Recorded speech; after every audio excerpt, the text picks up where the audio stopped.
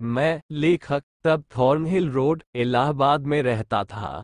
शाम हो चुकी थी। मैं सपत्नीक महाराज के दर्शनार्थ चर्च लेन पहुंचा। वहां सब लोग भीतर प्रसाद पा रहे थे। हम लोग घर से खाकर चले थे, इसलिए भीतर न जाकर बाहरी कमरे में चले गए। वहां महाराज तख्त पर अकेले बैठे थे। मैं उनके चरणों को अपने हाथ में लेकर दबाने लगा। बाबा मौन बैठे थे। थोड़ी देर वे अपने हाथों को आपस में मलते रहे।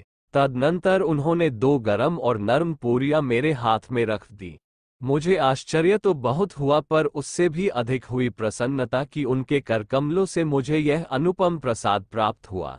मैंने उन पूरियों को एक कागज में लपेट लिया और घर आकर परिवार के सभी लोगों में उस प्रसाद का वितरण किया।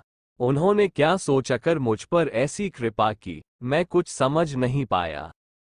खा ही नहीं रहा था। इसी समय इनके घर महाराज का पदार्पण हुआ।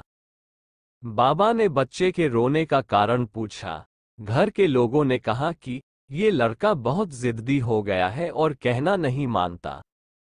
सब लोगों के प्रणाम करने पर जब वह बच्चा भी नमन करने आया तो बाबा ने उससे उस कमरे के एक कोने में पड़ी सिगरेट की एक खाली डिबिया को उठाकर खोलने को कहा। जैसे ही उस बालक ने उस पैकेट को खोला, उसमें उसे 5 रुपये का एक नोट मिला। बाबा ने उससे मिठाई लाने को कहा। वो बहुत प्रसन्न हुआ। 5 रुपये की तब बहुत मिठाई आती थी। उसने बाबा को खिलाना चाहा, पर वे इसके लिए तैयार नहीं हुए।